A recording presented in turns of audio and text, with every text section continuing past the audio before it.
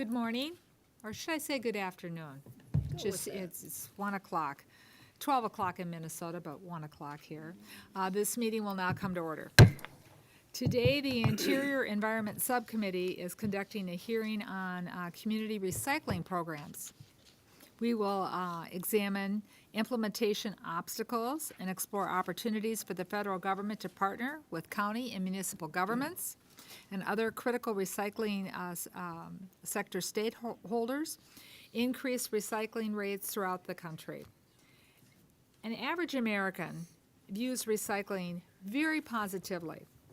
Recycling reduces the quantity of material disposed in our landfills or in incinerators, saves energy and natural resources, reduces supply chain costs for manufacturers.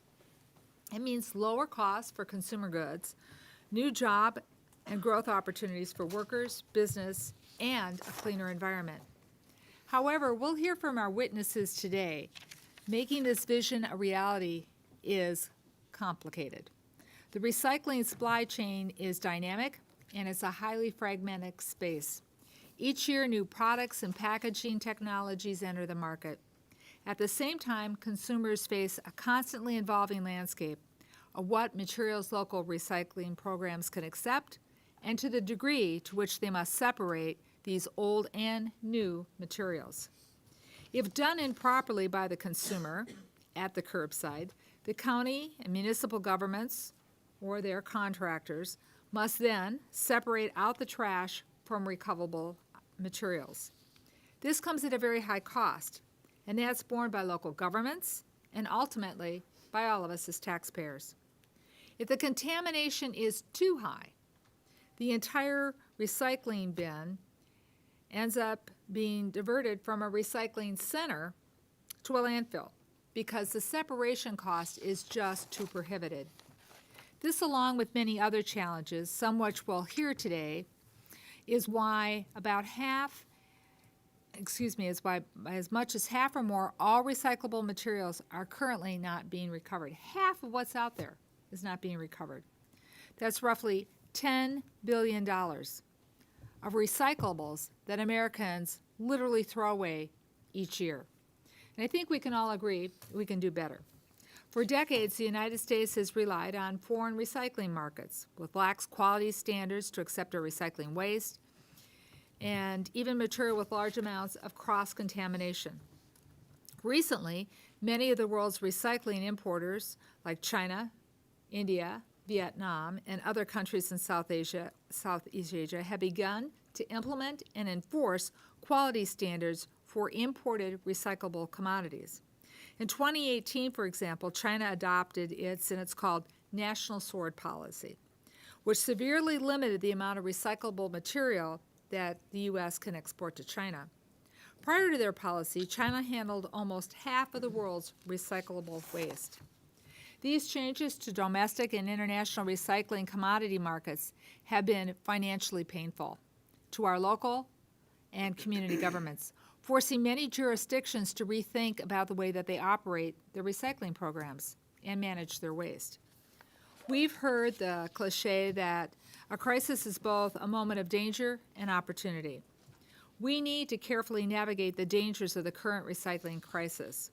But we should also see this as an opportunity to make long overdue investments that grow America's circular economy. And that's what we'll be focusing on this afternoon in our hearing. Today we'll be hearing from two panels of witnesses. First, from the Environmental Protection Agency, and second, from an array of key recycling sector stakeholders. But before I get started, I would like to note that last September, this subcommittee, Mr. Joyce and I, held a hearing on the tremendous damage that marine debris is inflicting on our wildlife and our ecosystem. While increasing recycling rates by itself certainly won't solve the whole problem, the more plastics we divert from the waste stream, the less that ends up in our rivers and our lakes, including the Great Lakes, and our oceans, the better we will all be for that.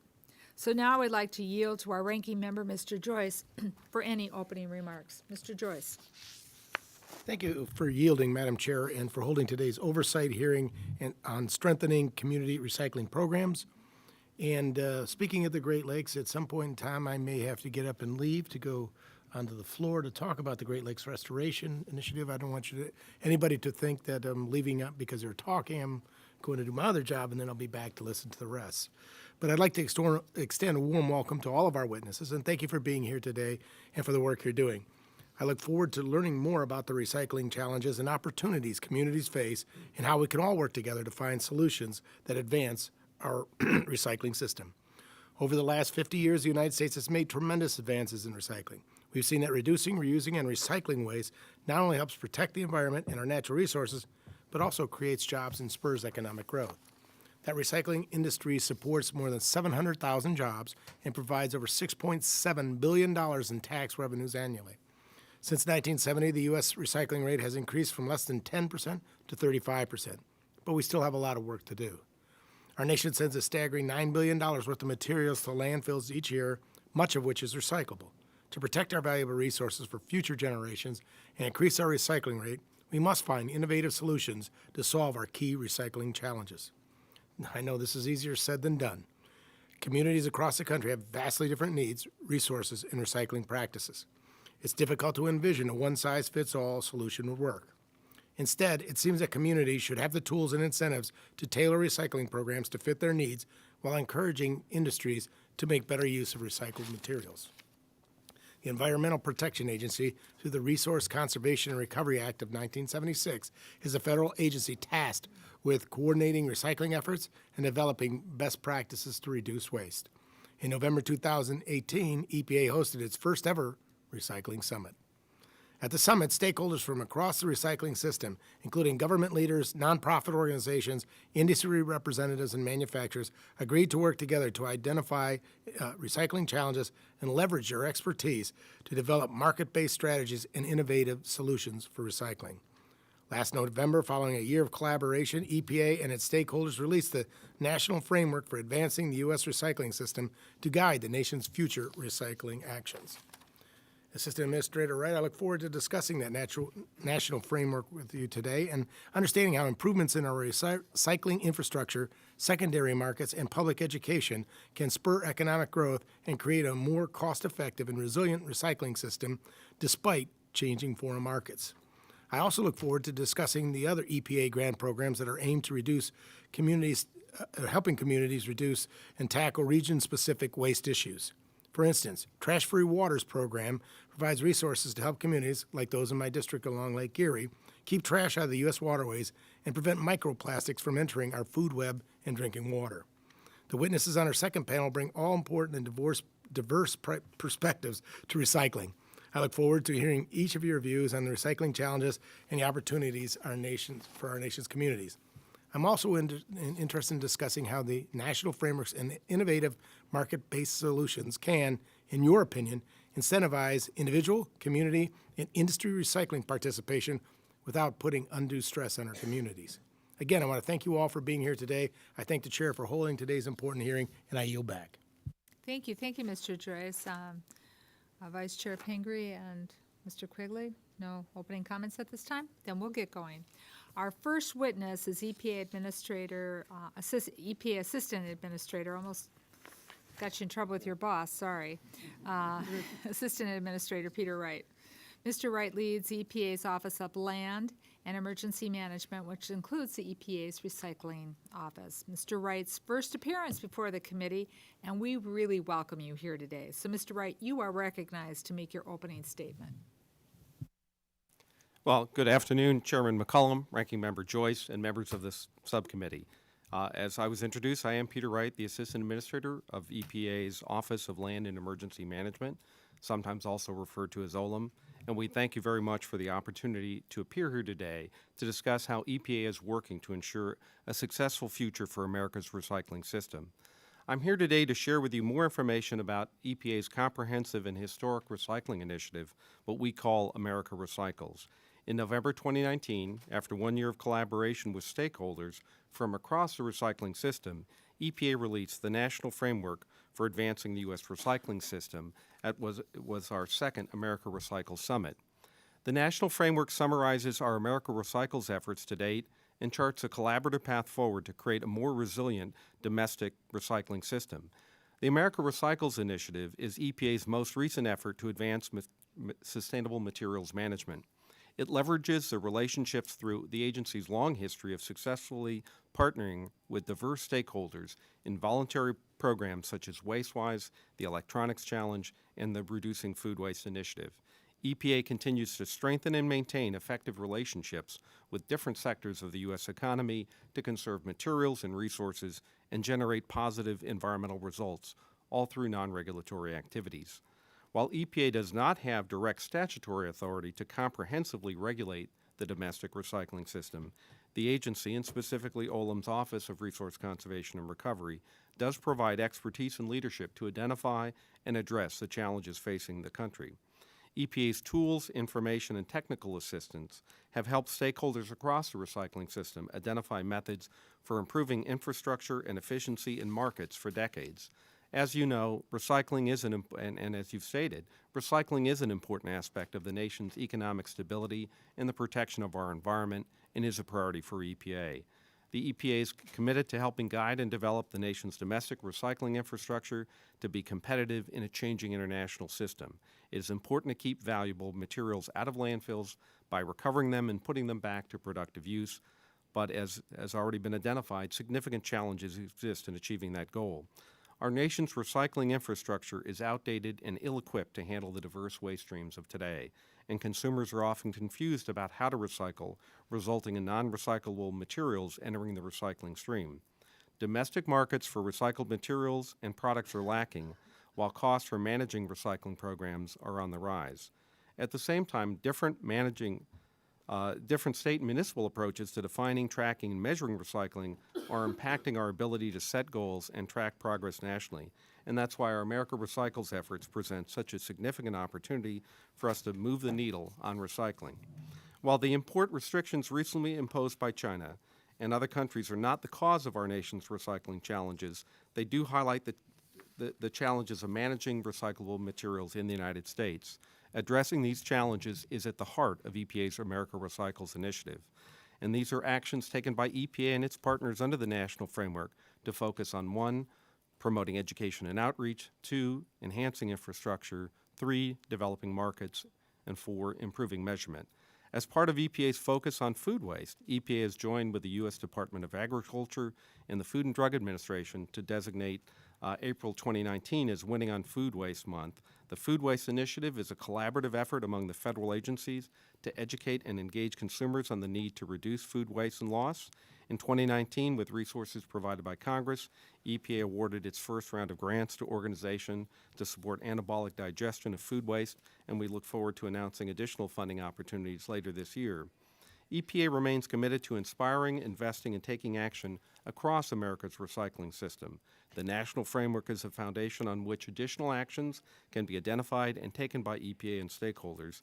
EPA will share a national recycling strategy with Congress and the public later this year and will include national recycling goals developed in collaboration with our America Recycles partners and the public. Our collective efforts to create a systematic change will achieve resource conservation and greater opportunities for economic growth, healthier communities, and environmental prosperity. EP very much appreciates the subcommittee's interest in EPA's commitment to strengthening America's recycling system. And again, thank you for your time today, the invitation, and I look forward to answering your questions. Thank you. Mr. Joyce, are you okay with time so far? Yep. Yes. Okay. Ms. Pingree, first question? Oh, no, I have to go first. Yes, you have to go first. No, teacher made me go first. Thank you very much. It's a pleasure to have you here, and I appreciate the good work that you're doing. And I'm going to keep my questions to recycling, but I do really appreciate the effort that the EPA is making on food waste. I've worked a lot on legislation regarding this, and for the EPA and the USDA to together have a focus on this, I think is really important. And the investment in anaerobic digesters is critically important. We do have one in Maine that takes on food waste and has been really beneficial, I know, to the people who use it. So, but just a little bit about some of the challenges that we are facing. Maine is one of the most rural states in the nation, so any kind of consolidation of recycling is very difficult for us because we have a lot of small communities and a lack of ability to handle it, and with the increasing costs, it's becoming a big challenge. So I sort of have two thoughts about it.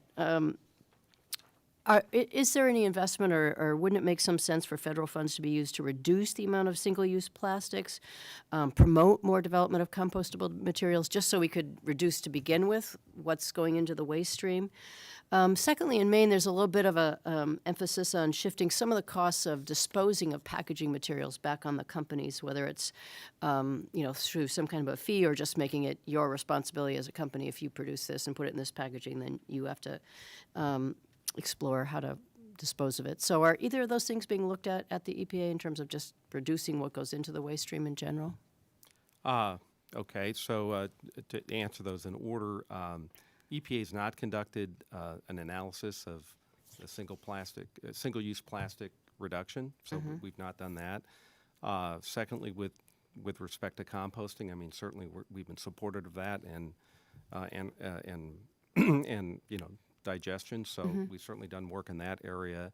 And then with respect to what the extended producer responsibility take back, we've not done that I'm aware of a particular analysis of that. I mean, we appreciate that can be certainly a component of the sustainable material management system.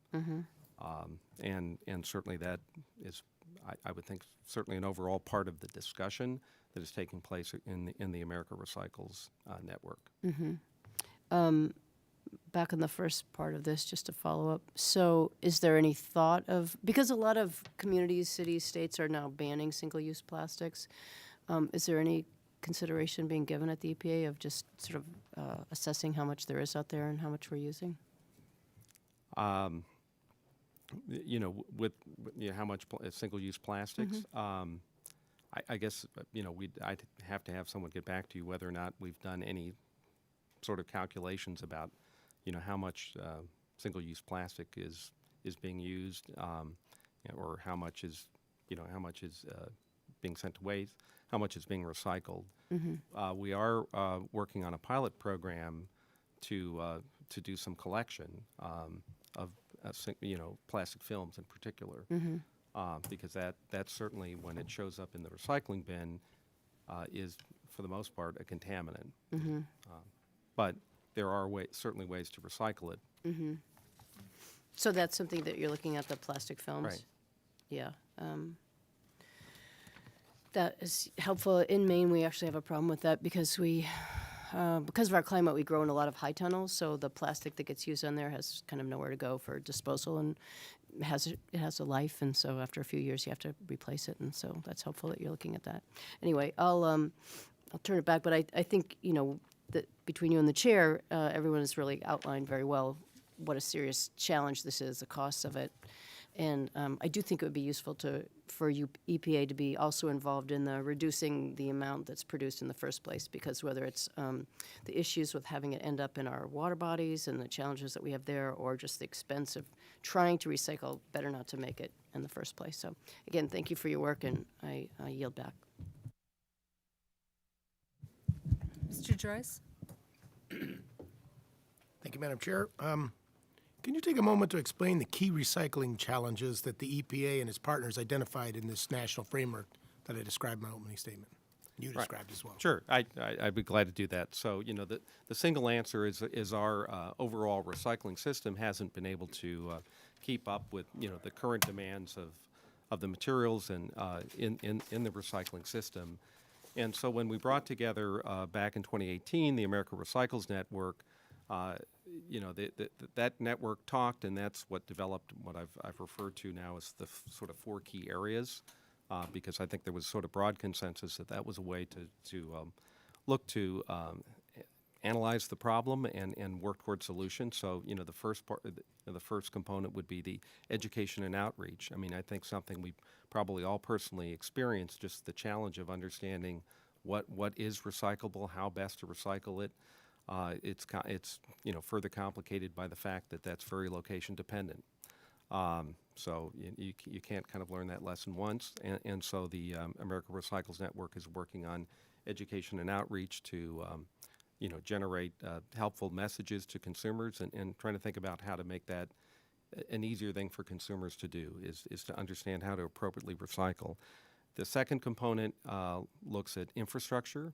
certainly a major challenge in that the material stream, that consumers get and use and dispose of is very different than it was 30 years ago.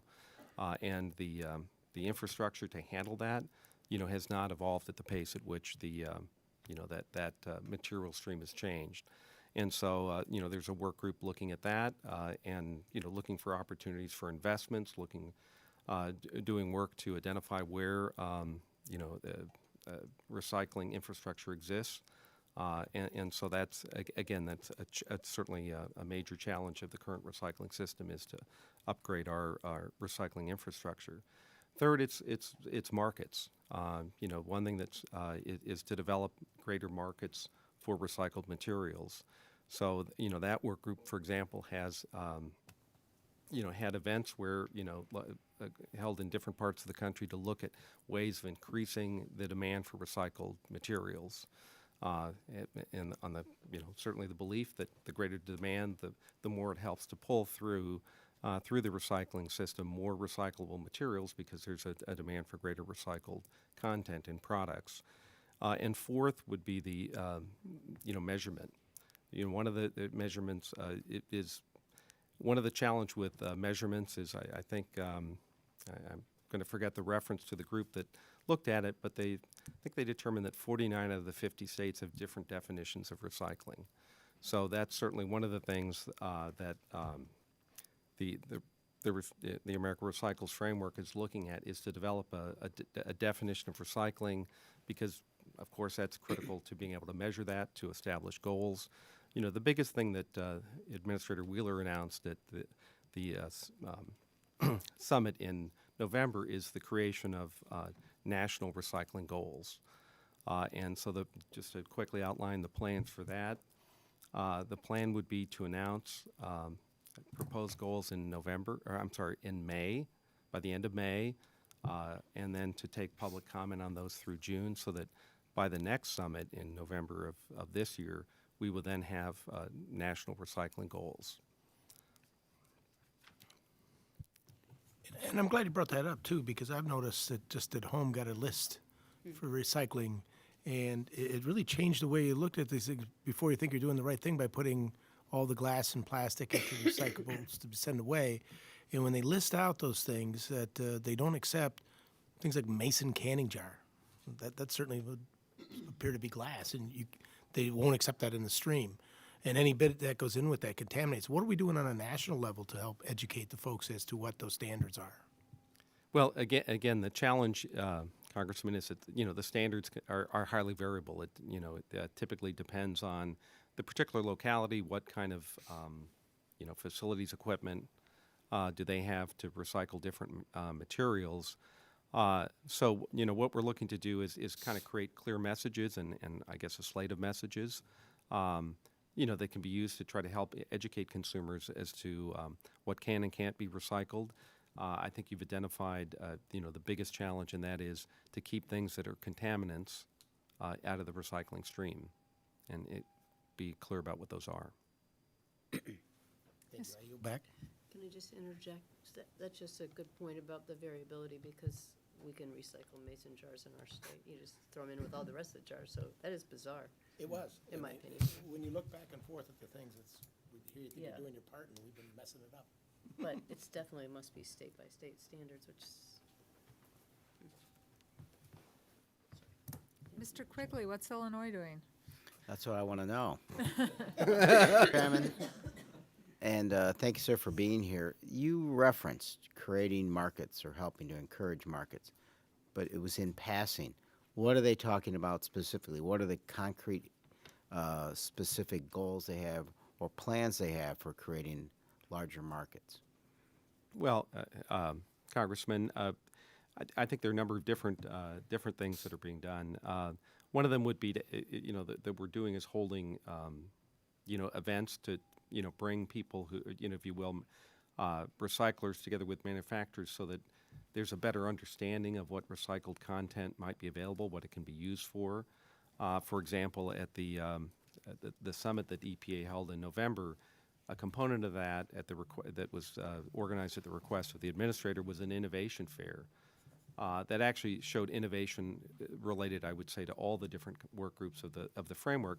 But of course, there were a lot of product-related innovations where people are doing new and novel things with recycled materials, using those to replace virgin materials. So it's to increase that. All of this, because I think it's important to think about the system, is all of these things work together. So if, to the extent we're more successful at communicating to consumers about how not to, if you will, as we've discussed, contaminate the waste stream, that means to the extent that they reduce that, and I suspect you'll hear from the next panel about some of the ways that that's being done. To the extent that you do that, you create then a better raw material stream, because certainly we would hear from manufacturers that they might use more recycled content if they felt that they could get more high quality recycled content. And so that, so that actually kind of will create some degree of Let me just demand. interject. Any incentives being discussed for manufacturers using more recycled content? We got to go big. I mean, China's out of the game, and that's where most of this was going. Well, I mean, one of the things that the federal government certainly can do, for example, is as a very large purchaser of materials, we have the procurement guidelines, which actually EPA periodically reviews and revises, and so that would be something that we're going to be looking at and collecting some additional information on it. They haven't been updated since 2007, and obviously things have changed since 2007. So, I mean, that would be an example. Another example that we're considering is a demand challenge that exists sort of privately in other arenas where people are manufacturers are challenged to increase the content of their recycled content, and setting targets, and then seeing about setting targets. So that's something we're considering is recognizing entities that will commit, and of course that could be just about anybody who could commit to increasing in their purchase of goods that have higher percentages of recycled content. Okay.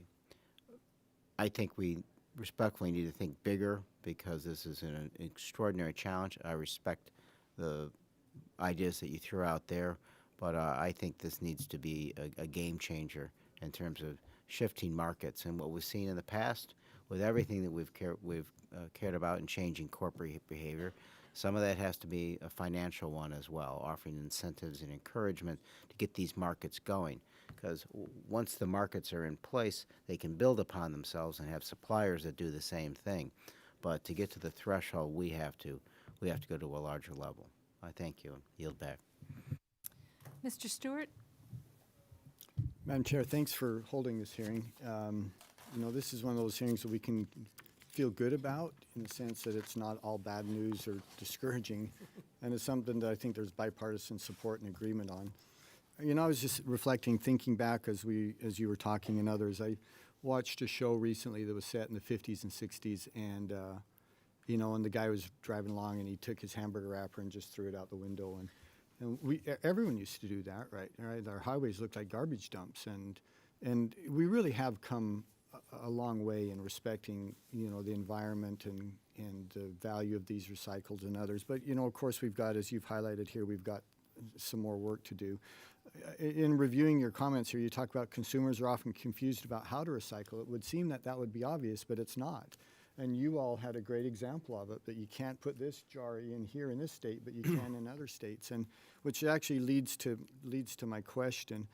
But before I do that, one other observation, that is that markets are at play here as well.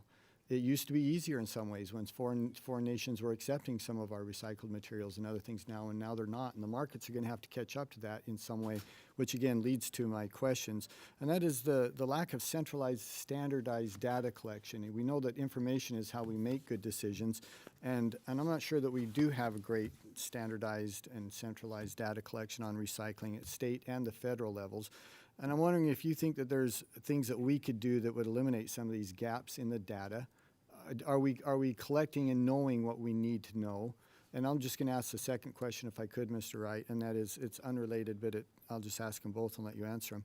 Some recyclable materials are more valuable than others economically. I mean, aluminum, which can be almost infinitely recycled, is very different than paper, or any other recyclable that we could contrast that with. Is there value in focusing our efforts on those more valuable, economically valuable recyclables that would allow for the operators to have more revenue to reinvest? Or is it something we think we've got to hit them all broadly and hit them all the same and treat them all the same? Because I do think they need to be treated somewhat differently. Thank you. I'll maybe answer your first question, then your second question. So, If you can remember them both, yes, congratulations. I think I have them. So, with respect to the measurement, one actually to give you maybe even the slightly disappointing news, it's actually even more difficult, right? It isn't really, the problem that the variation is at the state level. It's actually at a lower level, right? It's probably rare across a particular state, unless it's pretty small, that they can, that every locality has the same ability to recycle. So that's challenging. So that part's challenging. The measurement is something that that we're working on. I mean, we acknowledge that that's very important to have better ability to really compare metrics, apple to apple comparison. EPA in the mid-'90s put out a guide for states and localities with respect to measuring recycling, and that's on the docket for us to update and get that corrected, along with, again, working on the definition of recycling. Now, those guidelines that were put out in the 90s, so, 30, 20 or something years Almost ago. 25 years ago, yeah. Yeah, they need to be updated, I understand that. But was there compliance with those guidelines? Or because it wasn't, I guess I should ask, was it mandatory? Was there enough effort behind that to make it more than these are suggestions?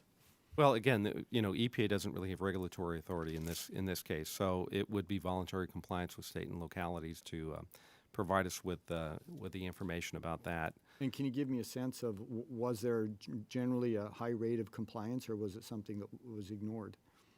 Because we can update the guidelines, but if people aren't trying to adhere to them, it doesn't make much difference. I'd have to be able to, provide you with a more detailed answer. I have to consult with my staff, Yeah. or we could follow up. I think there was genuine good faith efforts to comply, but, we appreciate that needs to be worked on. I have a few seconds here to address your second question with respect to comparatively valuable materials. Feel rushed. Okay, well, I think what we're actually finding, Congressman, is that EPA particularly doesn't have to per se put emphasis on one area or the other, that actually, particularly when the recycled materials are valuable, those interested in recycling are very interested in that and developing programs and plans on their own to go ahead and recycle, things like aluminum. Like I say, that's probably one of the simplest things to recycle. And so they're taking steps to do that. But we're also quickly seeing that there are other manufacturers, for example, that are making a concerted effort to start to recycle plastic bottles. Pepsi is making investments, and again, you may hear more about that from the second panel. So my answer would be I wouldn't want to get in anybody's way of attempting to recycle particular materials.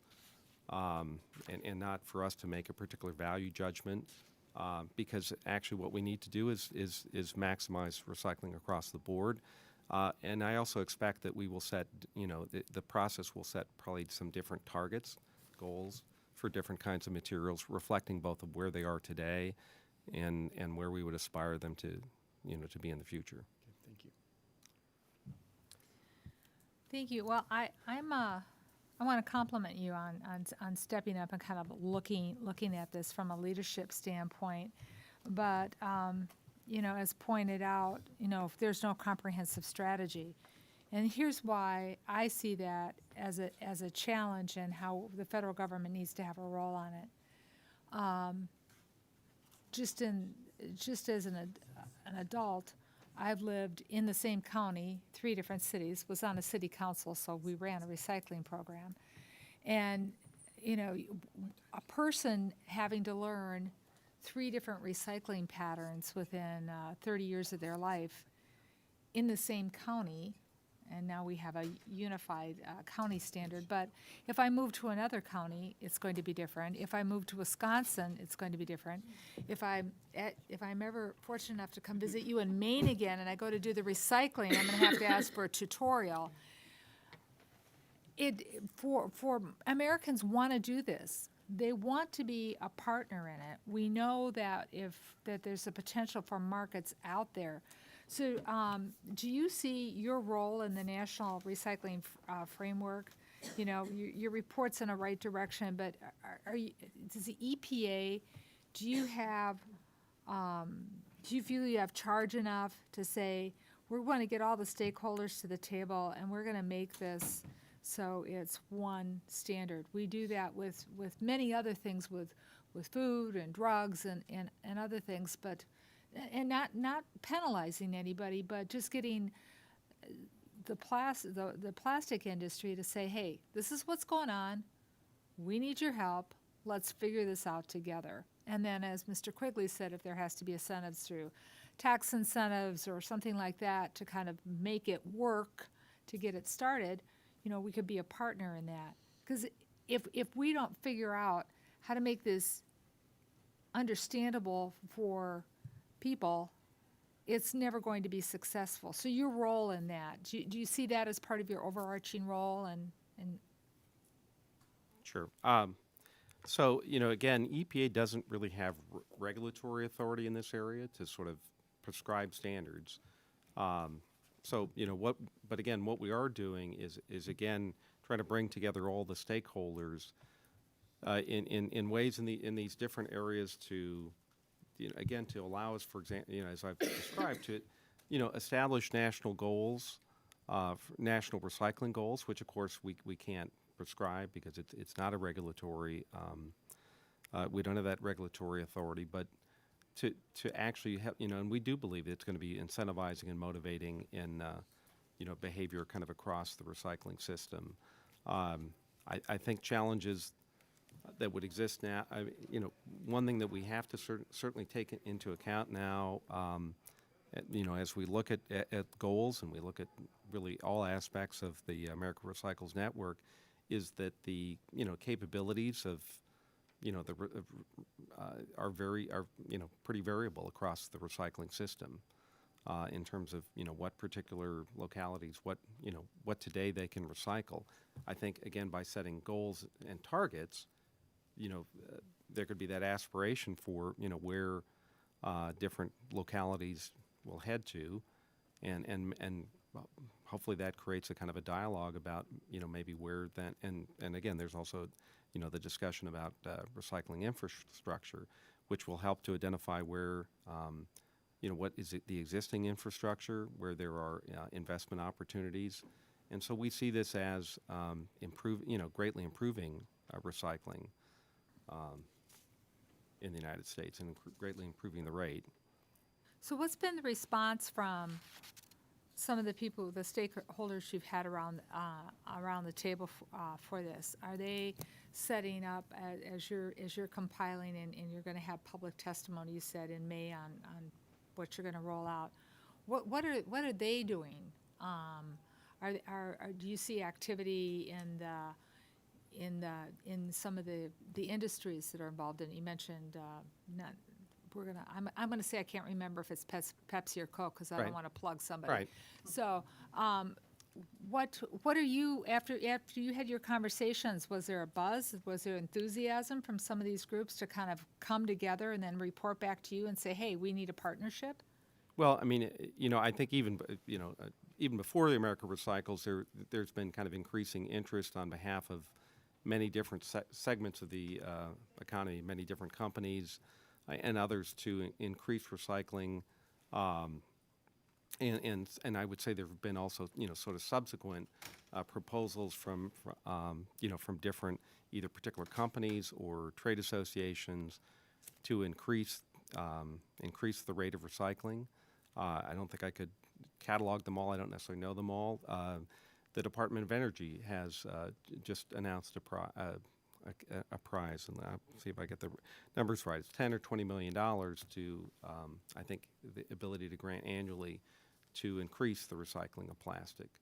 So, I think there are a lot of efforts, certainly in the private sector, but certainly some in the federal government sector as well, to increase recycling of different materials.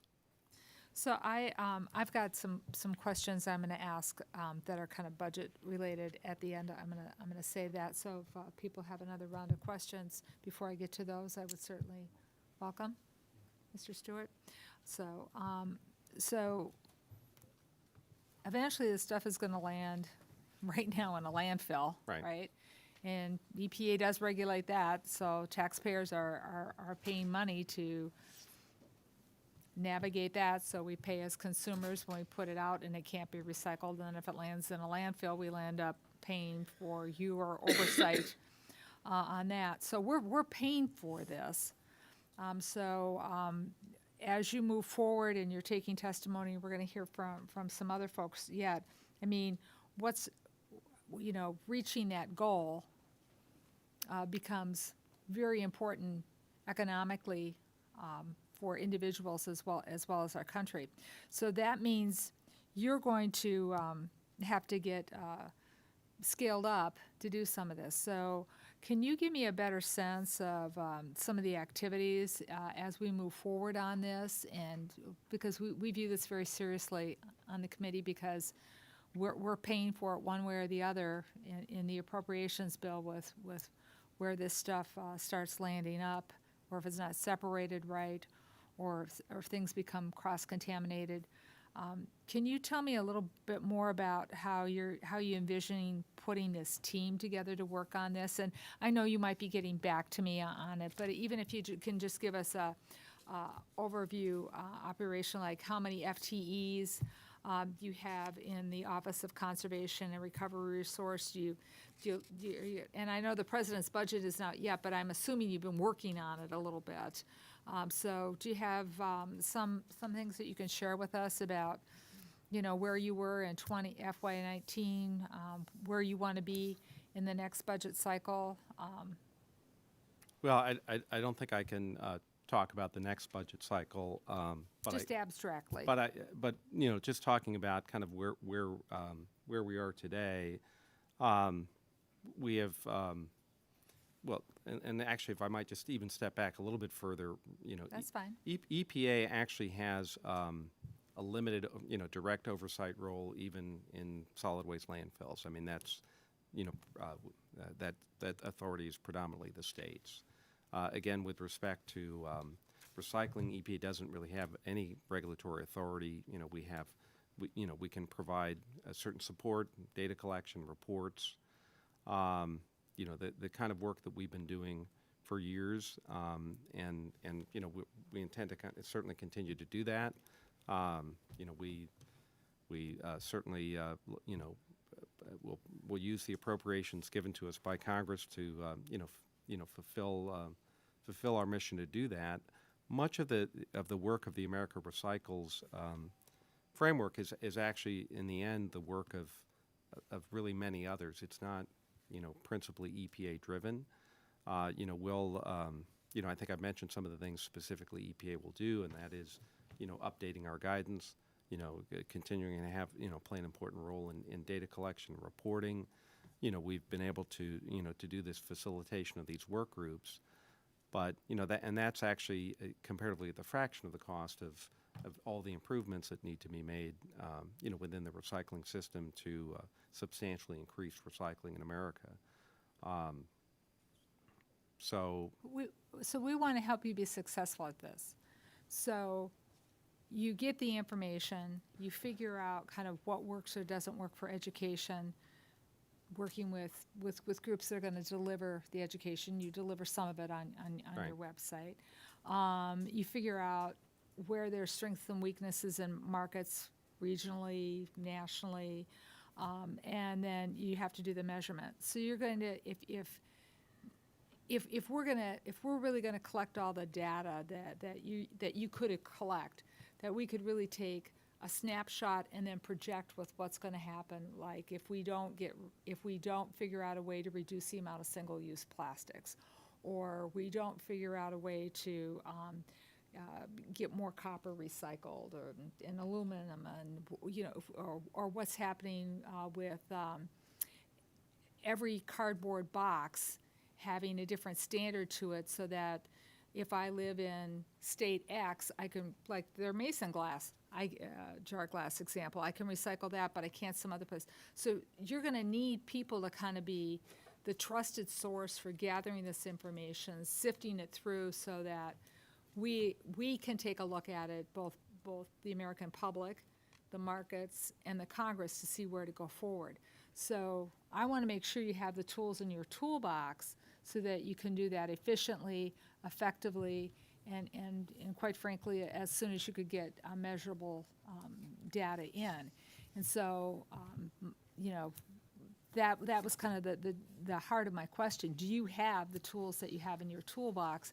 You're working on this. I understand the president budget's going to come out, so we'll all see it eventually here in the coming weeks. But we're very serious about wanting to work with you to make sure that you have everything you need. So perhaps then after the budget, we can take a look at it here in the committee and have some more dialogue with you. And then there's also other, we lobby other members of Congress. So there's the Energy and Commerce Committee. There's Ways and Means. So you're going to, just like you can't do it all by yourself, this committee's not going to do it all by itself. So is there anything you'd want to share with us as you're leaving? Like, we heard it's all local. So do you have a lot of different regional offices that are working out of this? Would that be something helpful? Can you kind of disperse everything out of DC? Tell me how you're going about disseminating this information and collecting the information. Well, one, I'd like to say we really appreciate the support, again, for having this hearing and the great interest in this topic and the support going forward. I don't think I can do a particularly good job of describing exactly how, over the course of time, we've collected data, but, we're glad to work through our Congressional Affairs Office to give you more detail about how that's done. We actually, part of the staff that does that is certainly here today, but we have other people, who work on this, around the year collecting data on recycling rates and all sorts of, kind of related data. And so, but to give you particularly detailed information, I'd need to talk to my staff in a little bit more detail. Anything else? I have a quick question. Yeah. Thank Ms. you. Pingree? Thank you, Madam Chair. Just clarify for me, because you've said it a couple times, that the EPA doesn't have regulatory authority on recycling. Is that because it's that rests with the states, or some other agency has that? Well, as far as I understand, EPA doesn't have that authority under RCRA. I mean, There we is just no never- such thing. We didn't get that right. Okay, and then on the DOE grants, that was interesting, but, so, do they have some regulatory authority, or they're just doing that for? They can give grants, or they have They're just giving out appropriations, grants. and they're giving up grants. And why does that come through energy when it's a waste stream thing? It just is what it is. To Congress. I was gonna Congress say that's has designated that the energy is in charge appropriators. of plastic? I don't know. Great. Well, I'm thrilled that they're doing it. But anyway, okay, thank you, Madam Chair. That was decided before the three of us got here somewhere. But that's what it means. It has to be a whole of government approach. But you're going to be the repository of the information, and you're going to have enough information that you're going to be able to maybe offer some guidance or ways forward. So, Mr. Wright, I want to thank you for testifying again today. You also oversee the EPA Superfund program, which is working on PFAS, which you know is something that members of this subcommittee and members throughout Congress have been working on. So we didn't want to, try to cover two very important topics at the same time. So we're hoping maybe after the president's budget, and we can see what we're going on with that. We've got money being appropriated in the Department of Defense that many of us worked on, this committee that we've worked on, and we'd like to work with you and understand the way that you're moving forward on addressing this significant problem to our public health and water. Thank you so Okay. much for being here. Well, thank you so much for having me. And our second panel can move forward, please.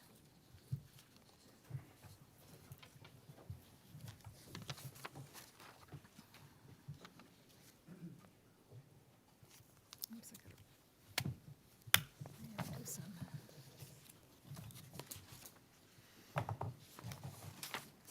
I pull things apart.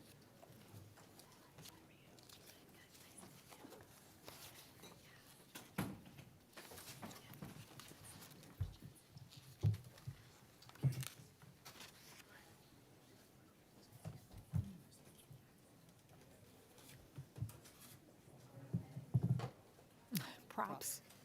I'm not littering, Being a former teacher, props are good things in the afternoon after lunch. You're a wise man. At this time, I'd like to welcome our second panel of witnesses to offer perspectives from the county and municipal governments. We have Mr. Adam Ortiz, Director of the Department of Environmental Protection for Montgomery County, Maryland.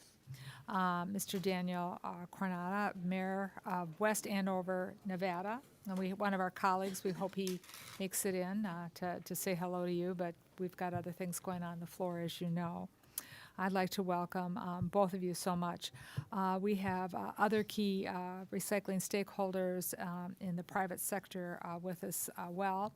Many recycling facilities are owned and operated by recycling companies, and the choices that the manufacturers make with respect to their materials and packaging they use and where they're a source of feedstocks ultimately drive the market for recyclable commodities. So I want to thank those representing those perspectives here as well today, too. Ms. Elizabeth Beiser, Vice President of External Affairs for Recycling Partnership, and Michael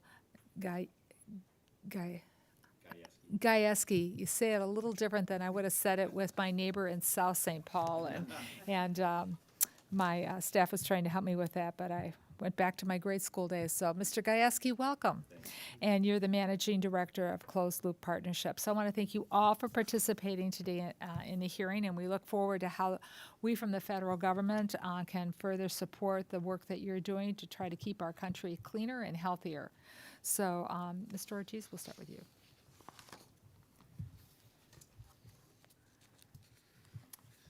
Good afternoon, Madam Chair and distinguished members of this subcommittee. Thank you for holding this hearing on how we can together strengthen community recycling programs. I'm so pleased to testify on behalf of the National Association of Counties.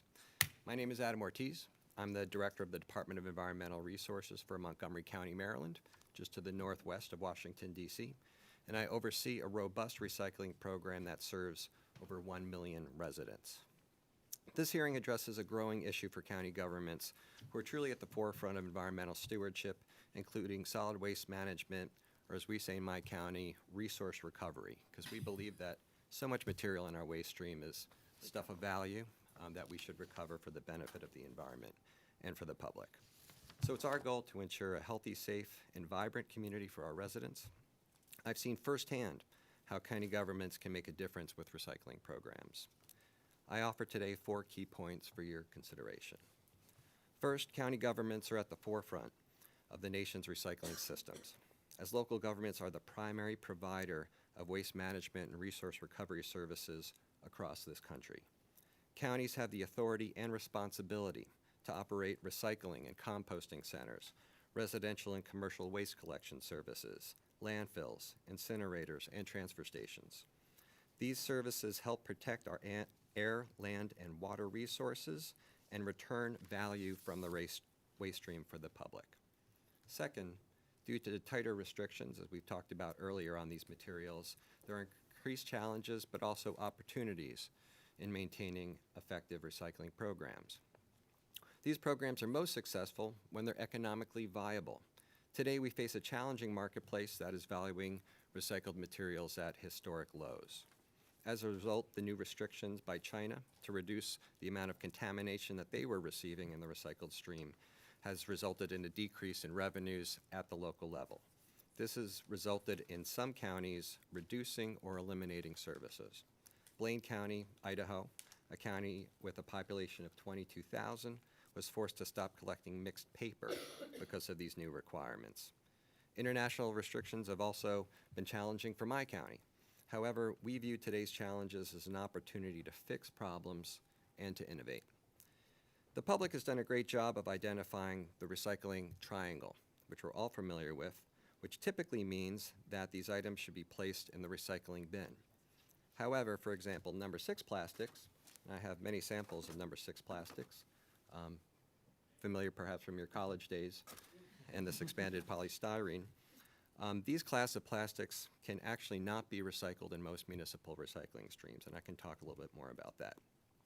Also, products with mixed materials, metals and plastics together, or different types of plastics, also cannot be recycled in most municipal recycling centers.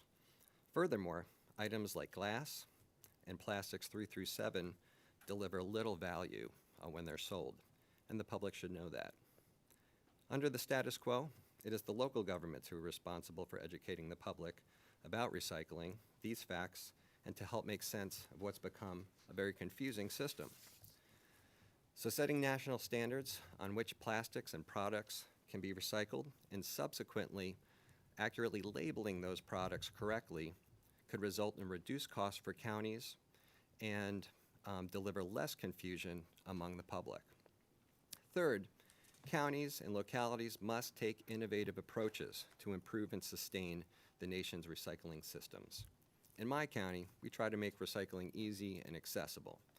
We distribute multiple types of bins, we offer curbside dual stream service, drop-off locations, and require businesses and multifamily properties to provide recycling to their tenants.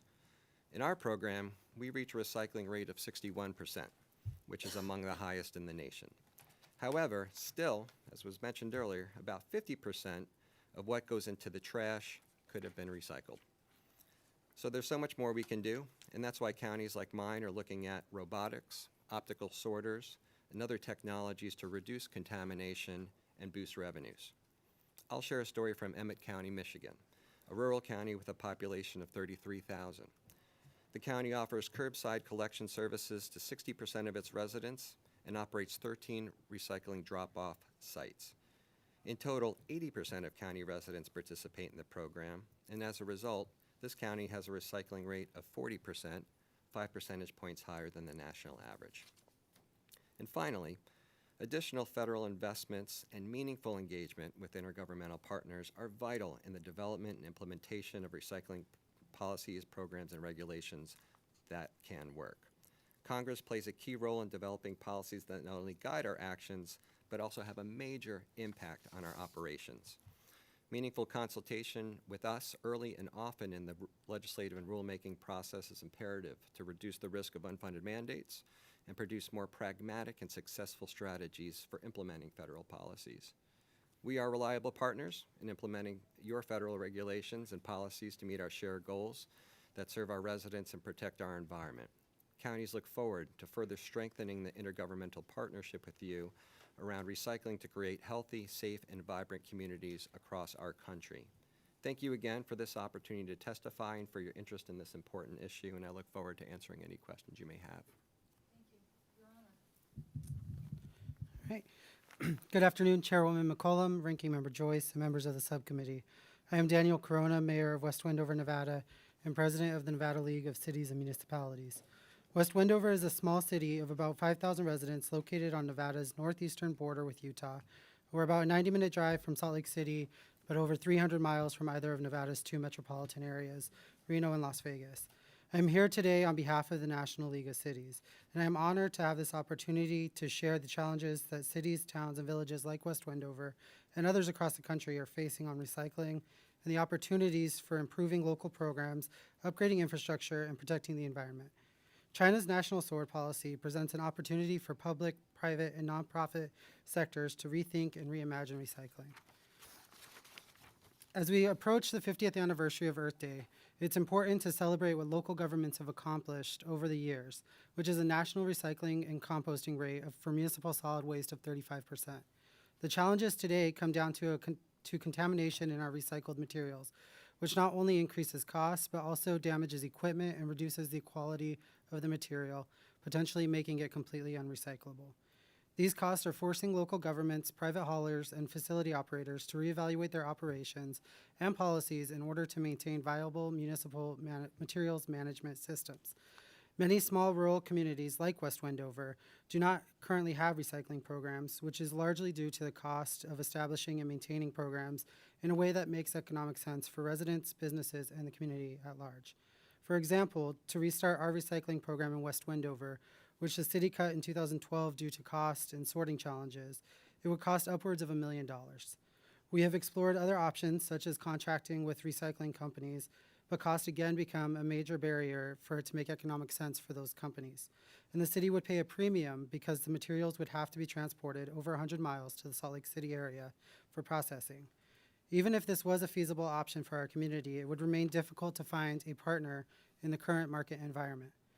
The majority of cities, towns, and villages across the country, including those in Nevada, are treading water and holding out for a change in the market.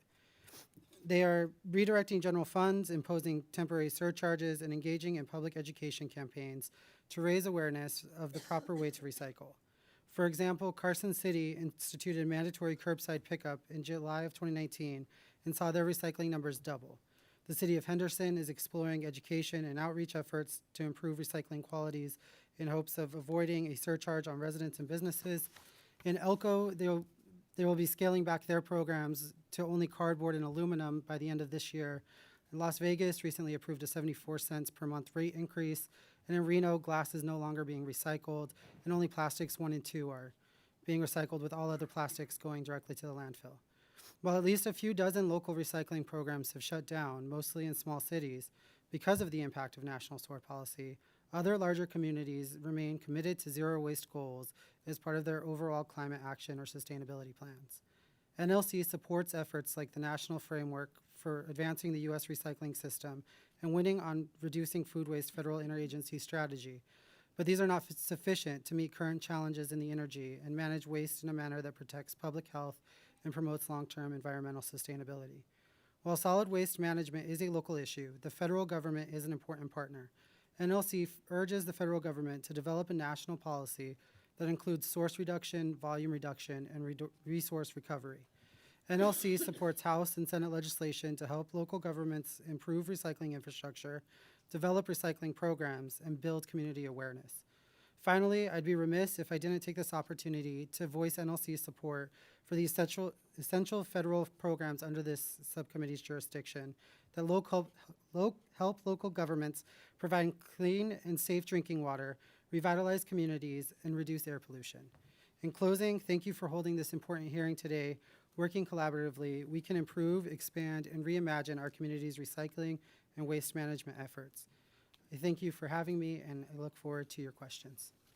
Thank you, Your Honor. When I was here, the first time I came to Washington, D.C. was in the late 80s. First time ever, League of Cities, and we were working on recycling phone books. Who recycles phone books now?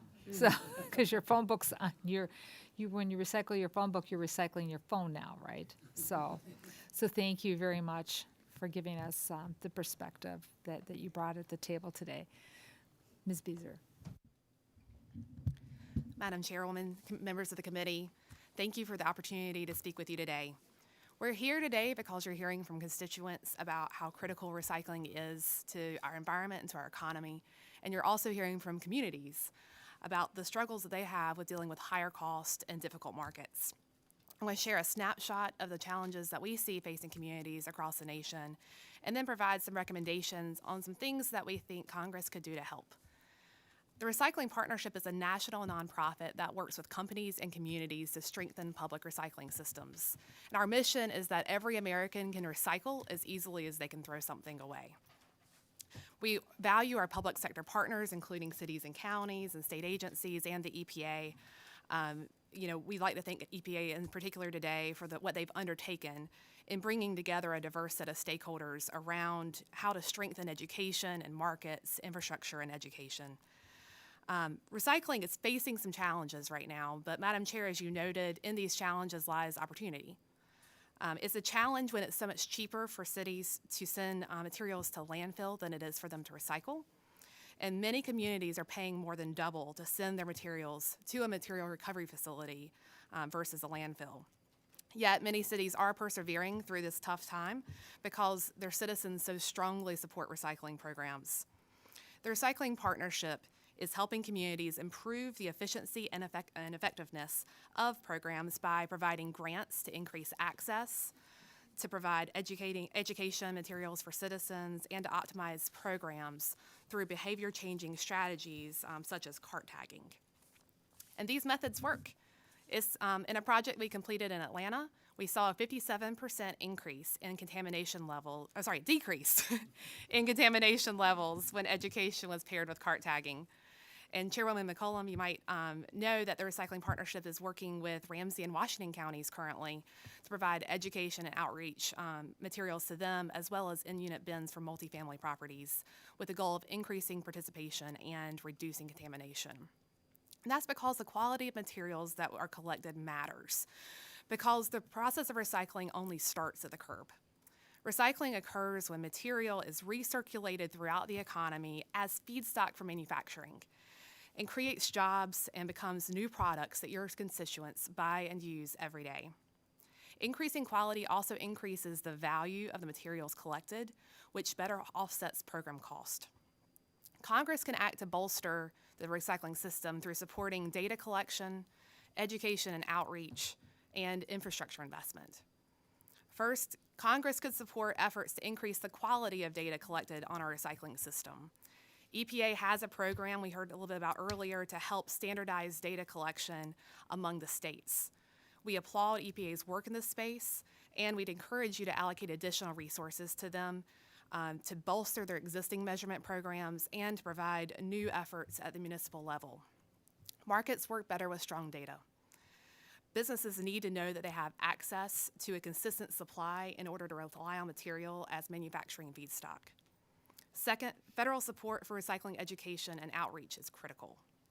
Education and optimization efforts increase the quality and the quantity of materials collected. There's legislation such as the recently introduced Senate measure, the Recycle Act, that would go a long way towards addressing this critical need. Lastly, we need to invest in our infrastructure. The speed of packaging innovation has outpaced the capabilities of our recovery infrastructure. Innovations are occurring in sortation and processing, but we need these technologies to be adopted at a broad scale. This includes homegrown high-tech solutions, such as artificial intelligence and robotics, coming from companies such as AMP Robotics in Denver and VHS in Eugene, Oregon. Broad-scale adoption won't happen, though, unless we have incentives or grants, such as what is offered in the Recover Act. EPA is looking at the right things. The EPA National Framework is bringing stakeholders together to address these difficulties and to offer up solutions. Resources are needed, and the federal government is in a great place to provide a very needed injection of capital. We are facing a challenge that requires public, private, and nonprofit partners to work together and transition from fixing yesterday's problems to looking at what the possibilities of a circular economy future holds. It's a future where we're no longer burying valuable materials, but instead we're putting these materials to work for our economy and for our environment. Our planet needs it. Thank you for inviting the Recycling Partnership to be here today, and we look forward to working with you. Sir, there's a microphone a little closer for you. Thank you so much. Going last doesn't leave you with a lot of original material, unfortunately, but I'm going to try to do my best here You today. can recycle it. Yeah. Madam Chair and committee members, thank you for inviting Closed Loop Partners to speak today. Our firm was launched in 2014, and we were the first investment firm primarily focused on building the circular economy. Today, we have over 40 investments in companies and municipal projects in the United States, all focused on helping municipalities avoid landfill disposal fees and generating good jobs in the recycling and manufacturing sector. As Mr. Ortiz mentioned, Emmett County, Michigan, was one of the projects that we just helped provide 0% interest financing to help them build a better infrastructure in terms of their recycling system. I've spent over 20 years as a recycling executive, and recycling is big business in America. It has been for many years. In 2019, the recycling industry generated over $110 billion in economic activity, $13 billion in federal, state, and local tax revenue, and over 500,000 jobs. 2020 is shaping up to be a year of major innovations in the recycling industry. It's become central to the circular economy business. Recycling continues to be the most effective cost option in many cases for a vast majority of American cities. The economics are simple. Cities have two choices when it comes to disposal: recycle or landfill. While the value of recycling is generally reported or viewed as the value of the recyclable commodities that are collected from the stream, a large part of really what you're trying to do is avoid very expensive and increasing landfill disposal fees. New York City is a great example of a recycling infrastructure. New York City has a long-term private-public partnership with Pratt Industries that converts all of its recycled paper locally into new paper products sold back into the New York City market. Via its contract with the New York City is paid for every ton of paper it recycles, as opposed to a cost of over $100 a ton to send that material to landfill. Minneapolis is another great example. Eureka Recycling, through its community outreach and education, has done a great job of making sure that what's going into the recycling bin is in fact can be recycled. With a clean stream of valuable recyclables, Eureka consistently shares with Minneapolis profits earned from the sale of their recyclables. The value of recyclable commodities continues to have a wide range. The cost to process municipal recyclables will be argued, but on average, you could say that costs about $70 a ton. That means that for a recyclable commodity to have value, it must have a market that pays the recycling facility over $70 a ton. A sample of commodities that are profitable still are plastics, PET, HDPE, rigid polypropylene, cardboard, and aluminum. In 2020, we see three really sort of innovations that are going to drive increased profit potential in the recycling in America. First, as was already mentioned, is the continued introduction of new technologies into the space like robotics. The future of the industry will be led by facilities that produce the highest quality commodity bales. Companies like AMP Robotics have introduced robotics and artificial intelligence systems that enable the production of high quality commodity bales, supply chain tracking, and safeguards against contamination that were never before imagined. Second, and a really important one that was talked about earlier, really is leadership that we start to see demonstrated by consumer brands. This means designing products and packaging that are profitable for the recycling industry to recycle and that are manufactured with recycled content. That word profitable is a really key component to making sure that the plastics that are being used, just because a plastic in and of itself is labeled as a number 1 or a number 2 or a number 5. Within all of those categories, there are varying degrees of differences even amongst those categories that make it difficult and challenging for a recycling facility to sort those plastics out profitably and find profitable markets for that material.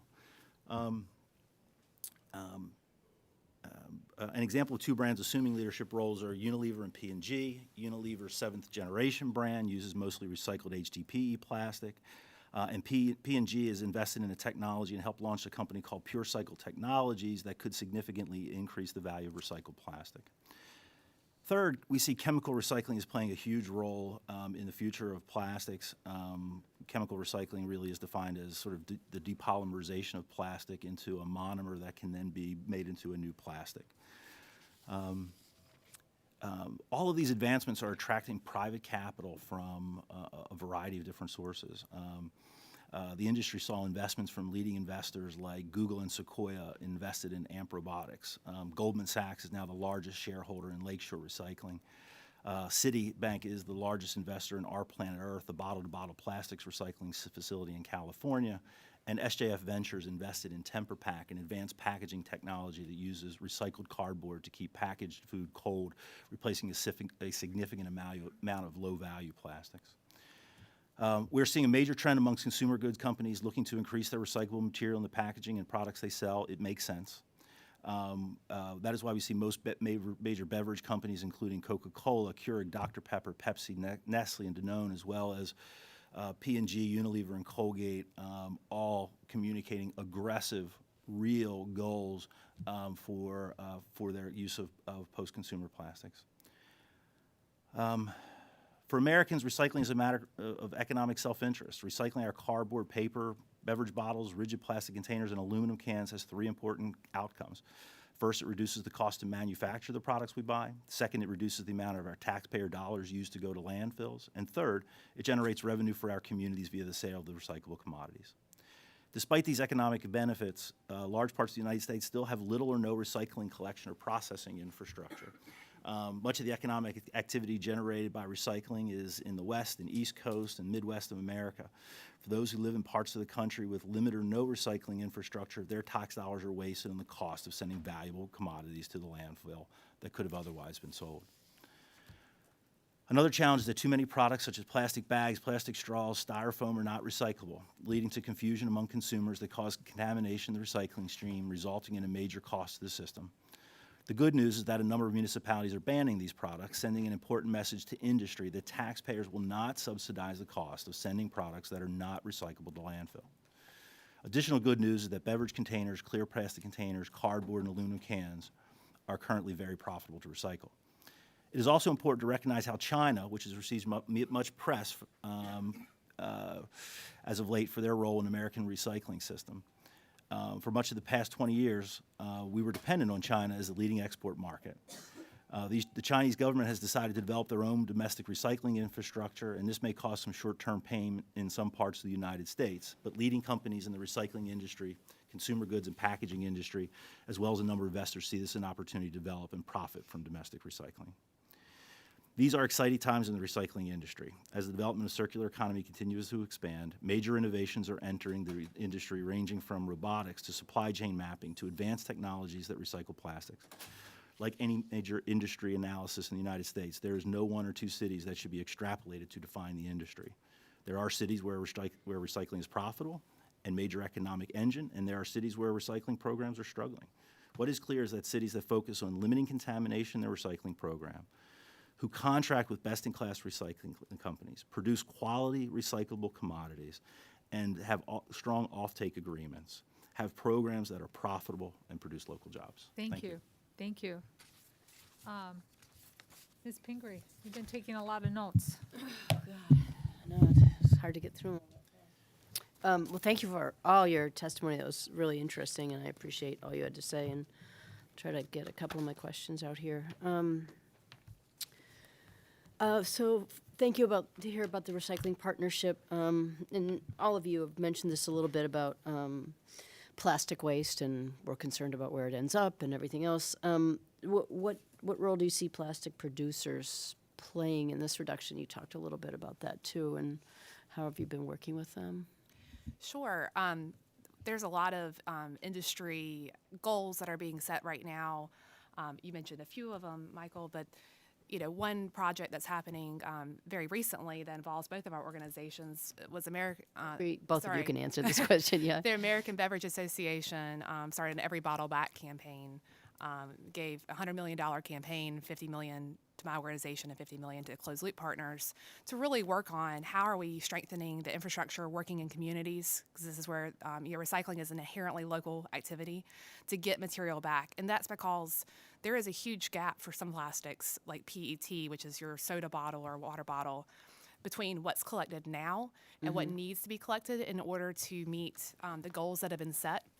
So if you look at the Ellen MacArthur Foundation's global plastic commitments, and you look at the folks who have made commitments under that heading, there's a 1 billion ton shortfall for PET between what's collected currently and what needs to be collected.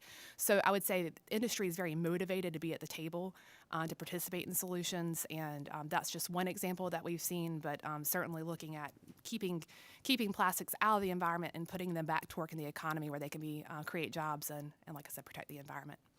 Yeah, and let me just, if you want to answer to the sort of up the question here a little bit. So there's some interest in this sort of closed loop system in making a financial requirement for the producer of the plastic to take it back, and I'm assuming that's sort of the ultimate enforcing a closed loop system. And what have either of you seen about that happening? Or Well, I think that we would really promote that this sort of happen organically. So what we're starting to see really as involuntarily, as in involuntarily, yeah. And I think that while a lot of the major consumer products companies have had these initiatives in place for a long time, I think that we're really starting to see them step the game up a lot. And where I think that, using post-consumer plastics was a goal, but it was a goal when it was convenient to be able to do so. And I think now there's a shift in that and a real commitment to say that, look, we're not going to do this just as a matter of convenience. We're not going to do this just as a matter of how that price may compare to virgin plastics, but we're going to make a real commitment to buying post-consumer plastics. And I think that Elizabeth's right, is that the challenge right now is because the commodity prices have been depressed for a period of time, and some of the independent recycling facilities may not economically be doing quite as well as they have historically. Unfortunately, this is the time where they need investment, because they need to be able to convert those assets into best-in-class assets, right? They need to be able to make sure they're producing high-quality bales free of contamination, and equally as important, make sure that they're mining out of that stream every last little bit of recyclable commodity that they can.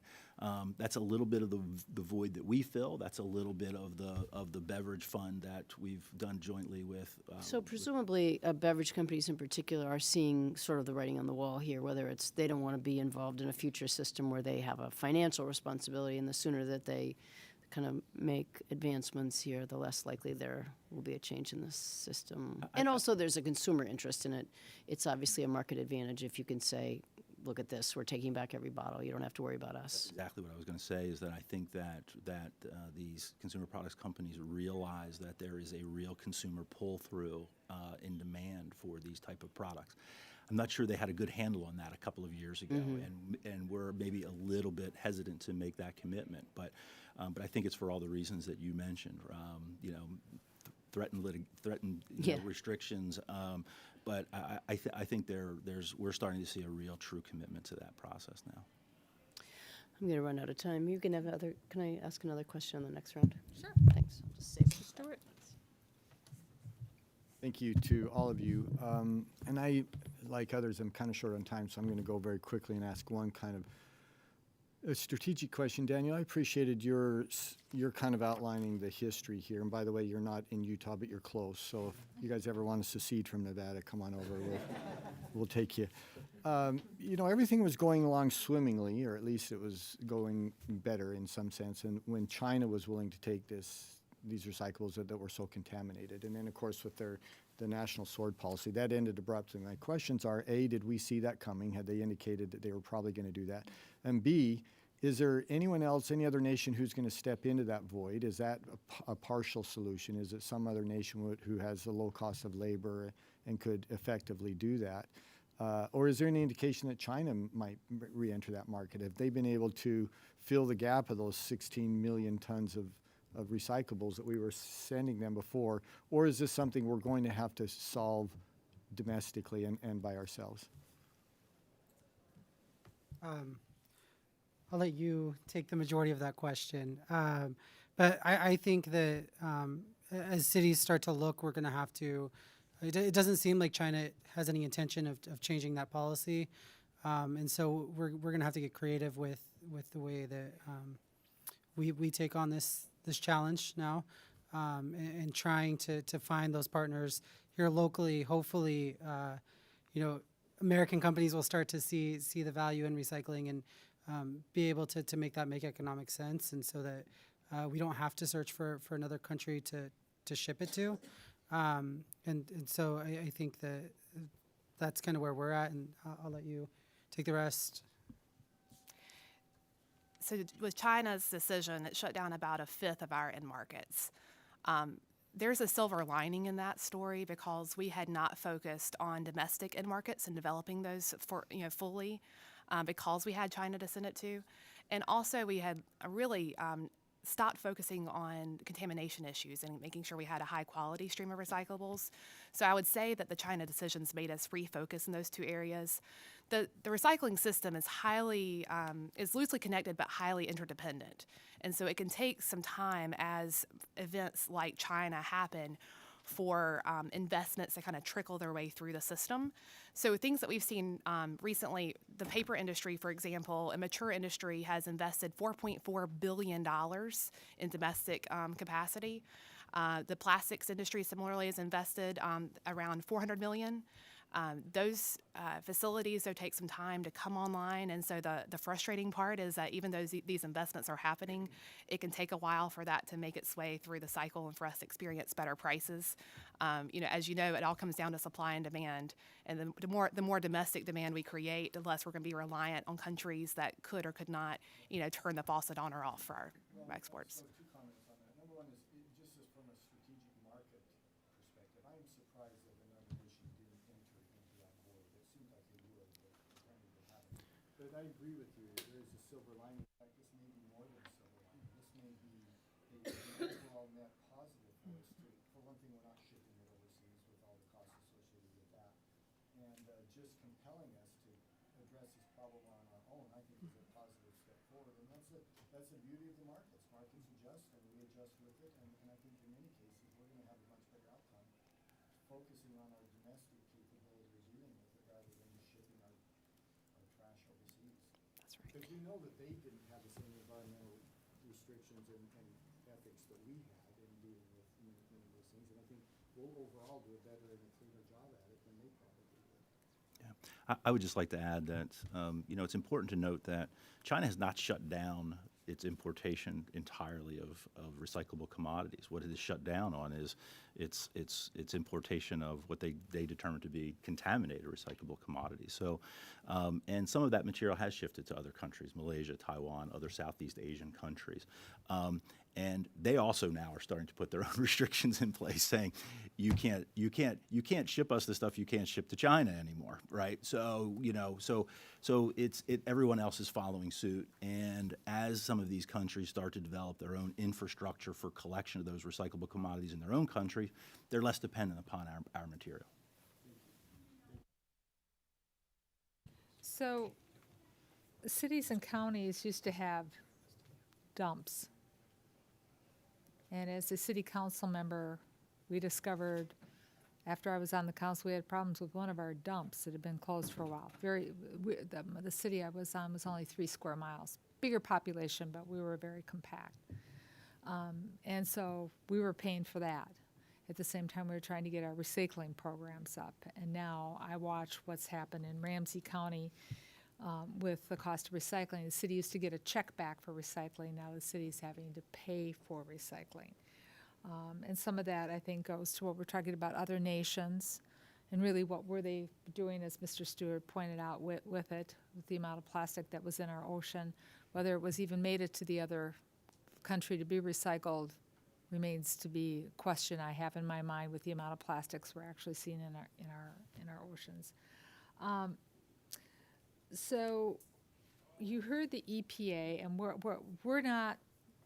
the Appropriations Committee. We're not the Authorizing Committee. We don't write the rules and regs. We try to make the rules and regs work for everybody by making sure that the right amount of funding and the right amount of person power is put in the agency to get the job done.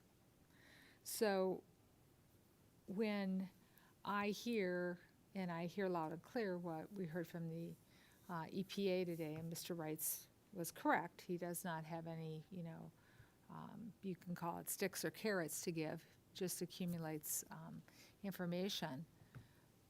What is it, though, from when the League of Counties when the counties get together and the League of Cities get together, you're all having this discussion. Is uniformity important or not? And I'm going to use a couple of examples that might go back to you folks. So everybody wants to develop their newest plastic. And that's okay until it hits our waste stream, and then all of a sudden that plastic becomes a contaminant that a recycling facility couldn't take. So consumers, receivers, are not at the table saying, hey, wait a minute, that's a great idea, but do you realize what we're doing to me at a time where we have, you mentioned several companies, trying to kind of get it right on the plastic bottle. So who causes the people that are now producing cardboard or producing the next plastic or producing the next whatever to think about how it's going to impact the residents that you represent and, you know, your attempts of pulling together a recycling program. If the federal government isn't at the table, how do we convene the table where that message gets relayed? That's a lovely idea, but it's not gonna work. But if you did X, Y, and Z, it would work for everybody. Is anybody having that conversation? I'm for markets, but markets have to work. Yeah, I'm not sure of that conversation happening, but I know that a fits all approach wouldn't work, because cities across the country are at different capacities with their recycling, or some larger cities are far ahead. My city is trying to restart recycling, and so I don't think that a one size fits all approach would be the answer, but allowing. I mean, what is the answer, right? Is kind of the thing. We're either paying for it at the landfill or we're paying for it through recycling. And so what is that solution that, might not work for everyone, but are there multiple solutions that we can, kind of take and use to kind of cover everyone? I don't agree know how it about is the at the- one size fits all, but if you, my point was more to, you go through and you're gonna recycle glass and you contract with a glass recycler or somebody to do it, and now somebody comes up with the latest, greatest glass bottle, but all of a sudden they've done one thing in that glass bottle that doesn't make it recyclable anymore, you get stuck with it. So, and I'm not saying that we set what it's going to be in plastic or in glass, but we need to have those conversations at the same time. Are those conversations taking place? It sounds like some of the bottle manufacturers are doing that. I'm going to let the county Thank you, Madam Chair. then, please. And so I'm going to speak in my capacity as the county, not necessarily for NACO, although informally we've been having these conversations. So one is, it's really critical that I think there's a truth in recycling movement that needs to get off the ground in the country. This styrofoam container has the recycling symbol on it, and to most consumers, they're going to look at that and think that it's recycling. Once they put that in the recycling bin, then that becomes an externalized cost, a burden on all of us. So I think, in the industry, on the public side, if a material should meet a threshold for actually truly being recyclable at a municipal level before it earns the recycling triangle. So that would be a big step, and that would remove a lot of the contamination, a lot of the burden that we're picking up. And mind you, when these systems got off the ground in the 90s, we had one type of economy, and now we have a robust economy with so much disposable consumer goods. Amazon, flooding us with more material than we ever dreamed possible. Some kind of national standards, whether it's federal or industry-wide, requiring recycled content, would certainly drive up the demand and improve the numbers for all of us. And also to try to eliminate, what I call these nuisance plastics, stuff that looks like it's recyclable, but it's really not, that we end up cleaning up. Some way to sort of phase these out, again, whether that's a federal regulation or whether that's an industry standard, a commitment to that on a short term, would make a huge difference. Also, this is often about costs, and the glass issue isn't necessarily about the recyclability of glass, but it's really about the economics of glass.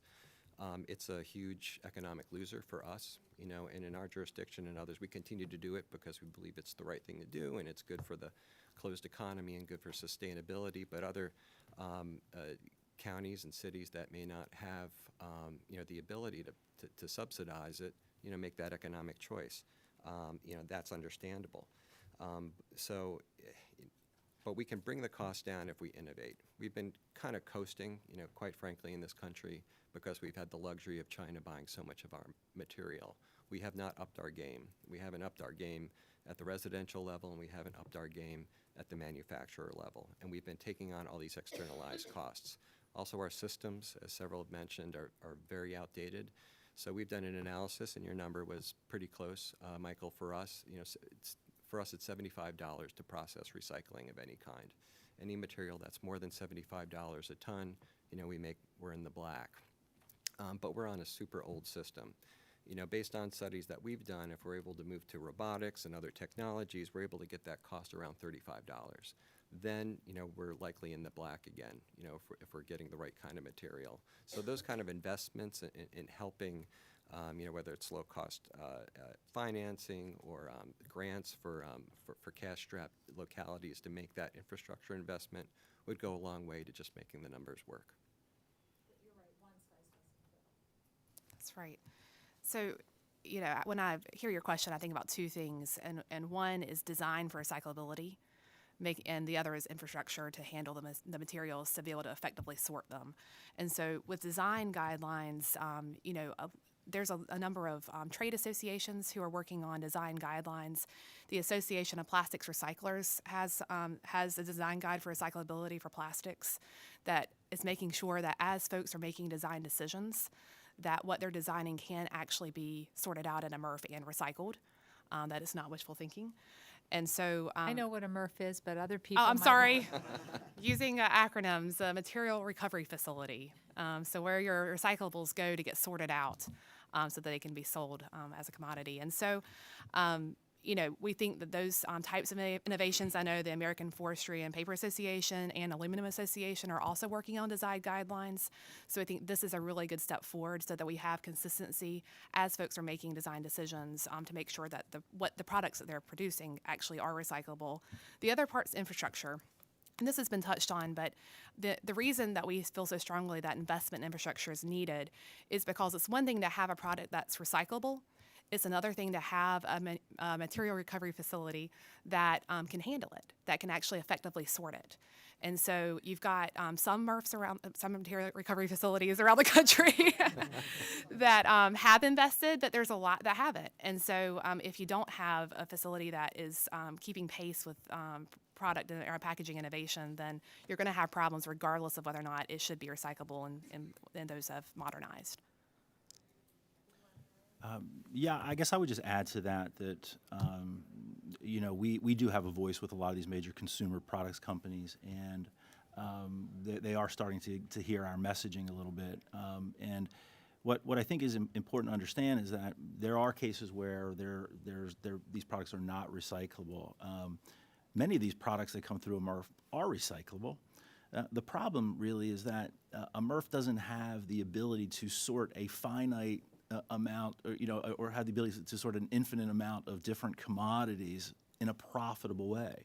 So just because there may be the introduction of a new plastic that is coming through at 0.1% of what's coming in, is it recyclable? Sure. Is there a market for it? Maybe. Does it make sense, or is it profitable for that facility to sort it? No. And that's the biggest problem. And that's been the biggest part of the education process that we've been trying to undertake. Mr. Joyce, are the Great Lakes good?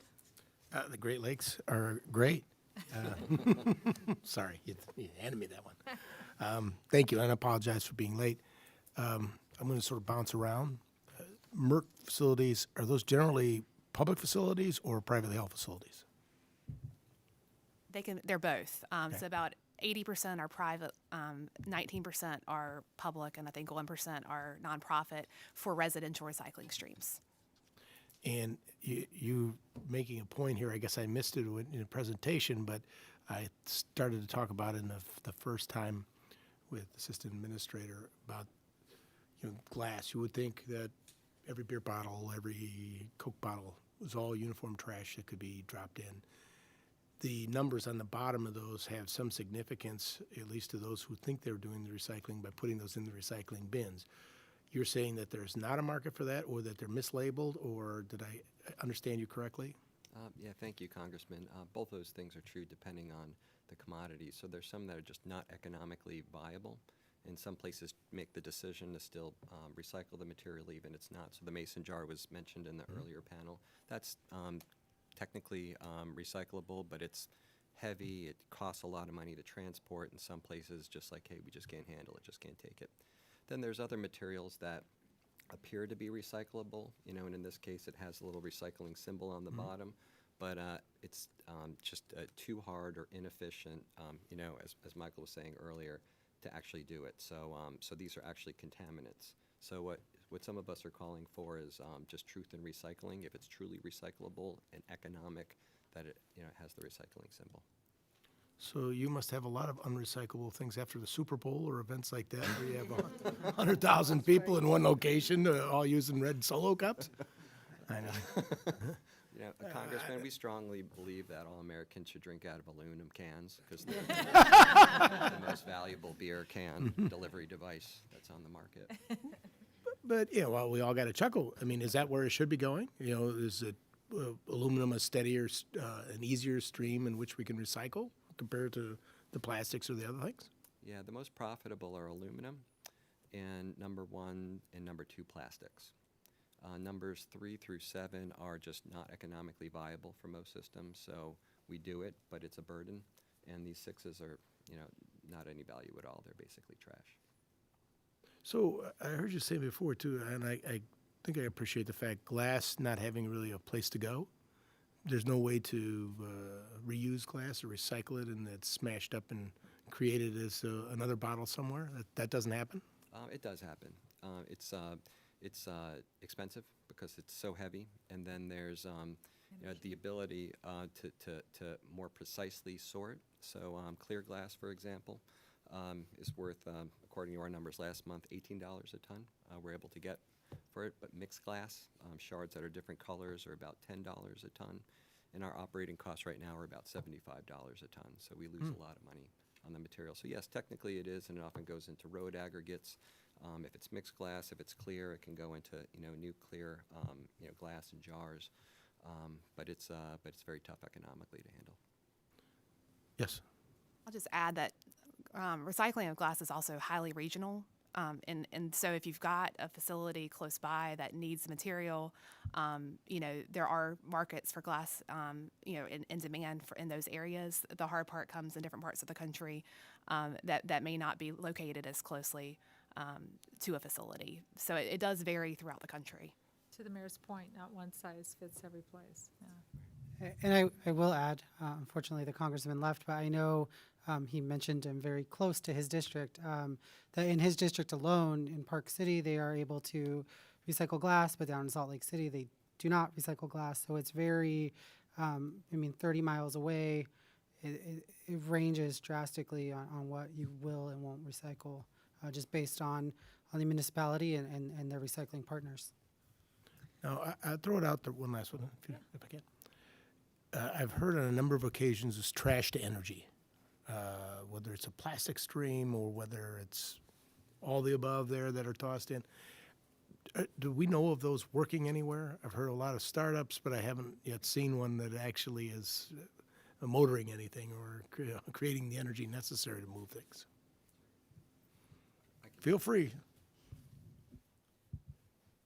So my organization doesn't have a position on waste energy technologies, but we do think that maintaining molecules in motion and that circular economy concept where we're not taking material out of that system, but rather recirculating within would be the highest and best use for those products. So do encourage looking at how are we maintaining those within the system. And is that trash to energy? No, that is. That rotation, or you're saying? Well, whenever you use it as energy, it's exiting. If you think about a circular Closed loop economy, versus the open. that's right. So that's looking at more of an open loop system. You know, our goal is making sure that we're creating infrastructure that keeps it circulating, which creates jobs and investment in the economy. You know, continually, so that you're not having to bring in new materials to the loop. Do you want to add anything? Yeah, we have a similar stance on that. I mean, I think that, you know, we would, you know, we support anaerobic digestion and organics, you know, being, you know, transformed into forms of energy. But our goal really is in continuing to close that loop and make sure all of those recyclable commodities that we're only producing commodities that can in fact be recycled in a profitable way and be returned back into that system. And one last one, with no disrespect to either of you. Is there a community somewhere that you see that is really getting this done? I'll let you take that one. What's that? And you can tell me it's yours. That's fine, Mayor. I don't. You're doing the best you can. But I'm sure, certainly you might have went to look somewhere else or try to get other people's ideas, and so you're not reinventing the wheels. Where do you go to see someplace that's actually, you know, boy, I wish ours was operating at this standard. Yeah, thank you, Congressman. Great question. Edmonton, Canada, Brussels, Helsinki. There's examples nationwide where they're really getting to levels that are above 80% recycling and higher. There's a lot of reasons for that, but in the United States, we're, sort of like flatlining among, the jurisdictions that do it best, whether rural or cities. So there's some good practices. We've mentioned some today, and but Canada and Europe, quite no disrespect for you as a federal representative, but in Europe and in Asia, we're just seeing very high performance levels far beyond what we've been able to do here. I saw it in the summer. We were in Denmark, and on top of having this facility that took trash, was turning it into energy, powering parts of the city. The top of it, they created into a ski slope. So you could go up to the top, ski down the thing, and total community use. That's why I was interested. We had spots like that here. Right. Great. Thank you. I overextended my time. Thank you. Oh, that's good, and we're all close to Canada, so maybe we should, maybe the three of us, maybe we should be talking to our Canadian brothers and sisters in Parliament. Ms. Pingree. Okay.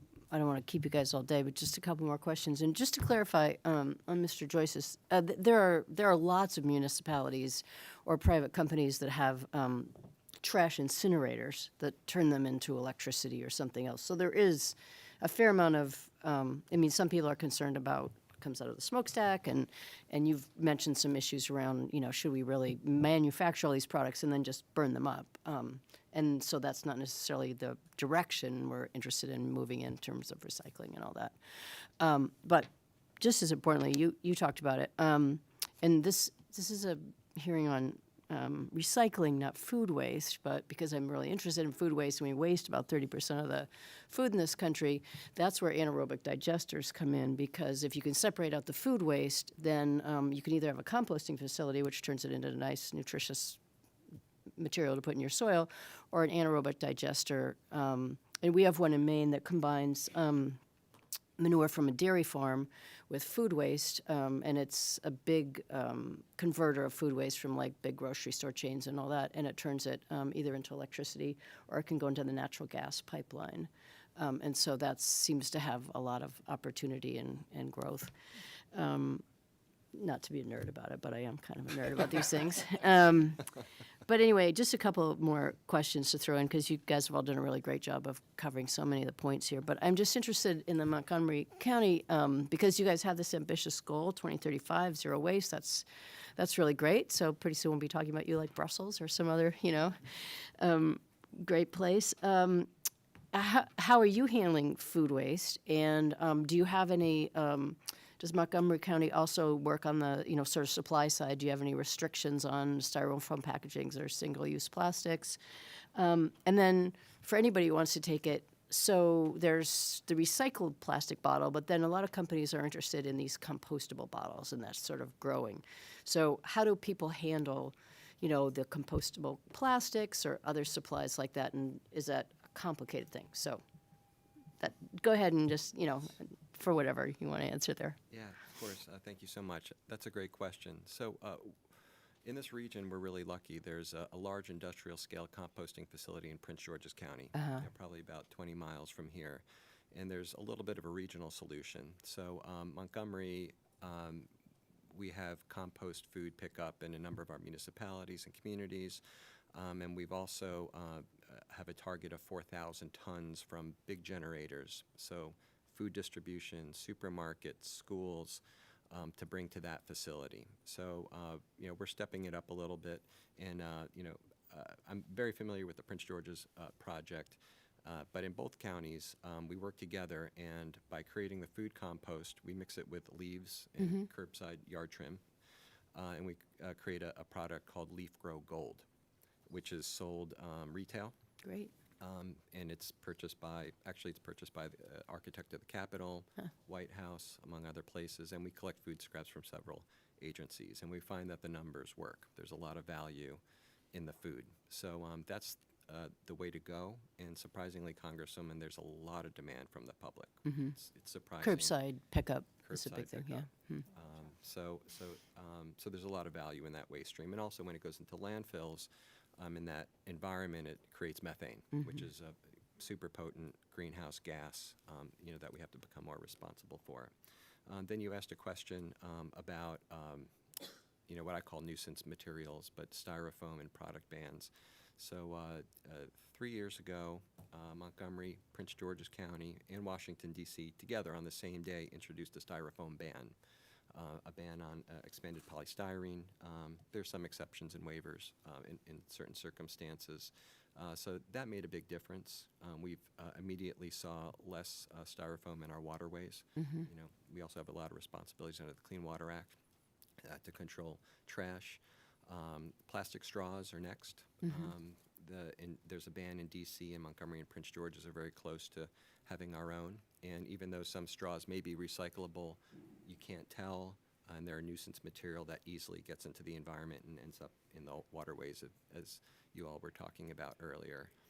Now we've engaged the beverage companies and the bottlers about looking at ways to get rid of these plastics that we can't do anything about. The design standard issue. We really need cooperation from that side, because on the public side, we're doing our best to just manage this, unbelievable amount of material, and we're not really doing as well as we can. So, we really need their participation as well. But yeah, a lot more needs to be done. If I could, I just really quickly want to touch on the food waste.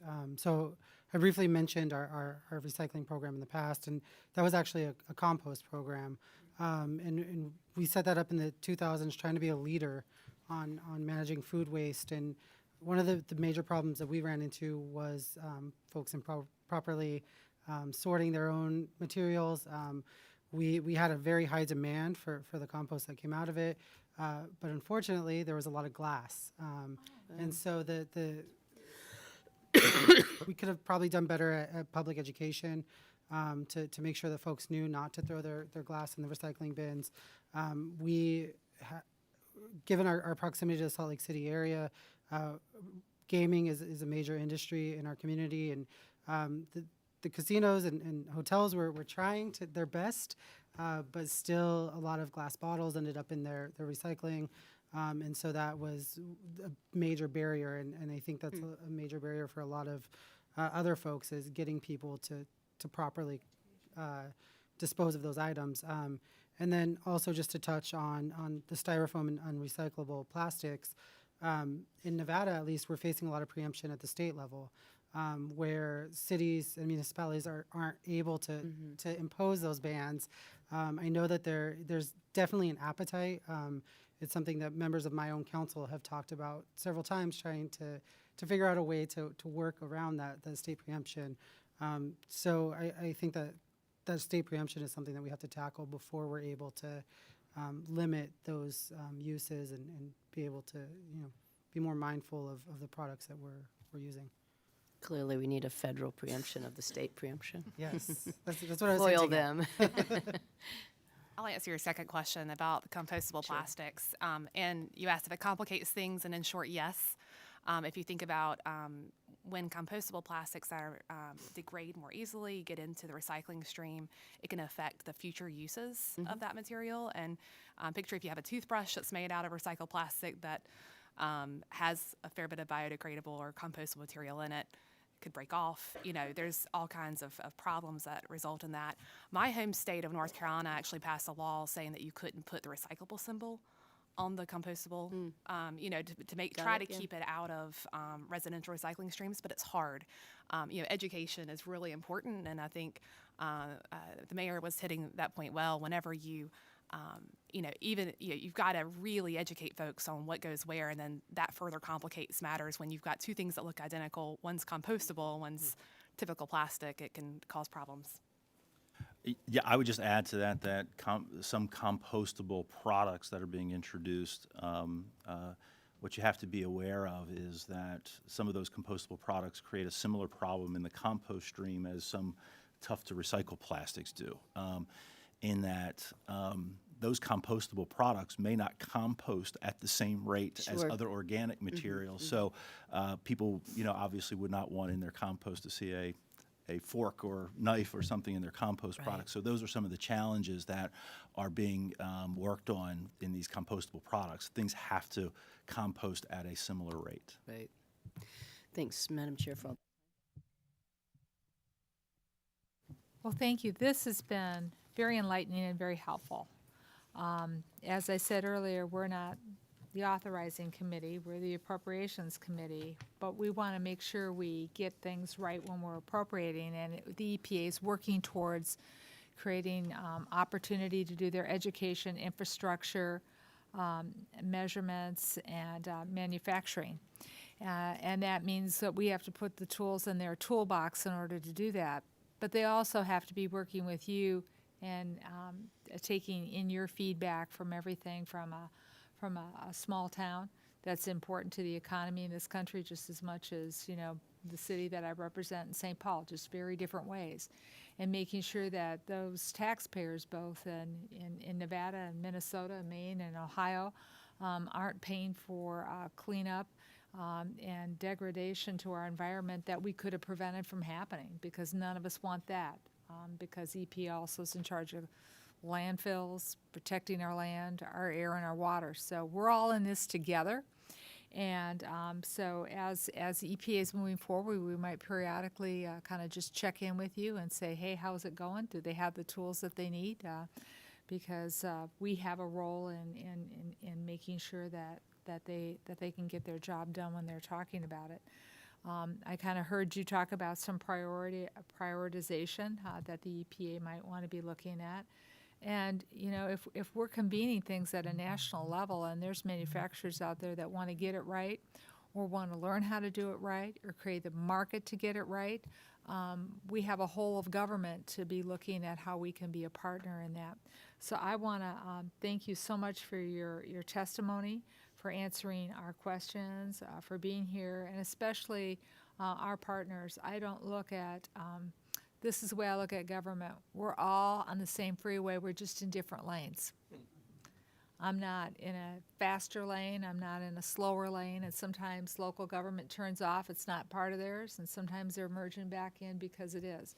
So I really appreciate the counties and, of course, my dear to my heart organization, the League of Cities, for participating in here today, because I know you're hearing it from your constituents just as we hear from ours. Get it done, don't argue, come up with a plan, stick with it, and don't raise my taxes. But first, we have to make sure we do no harm for the next generation so that they're not paying for it in what their cost of living is. So on behalf of Mr. Joyce, Mr. Pingree, Quigley, and Mr. Stewart, thank you very, very much for being here. And with that, this meeting is adjourned.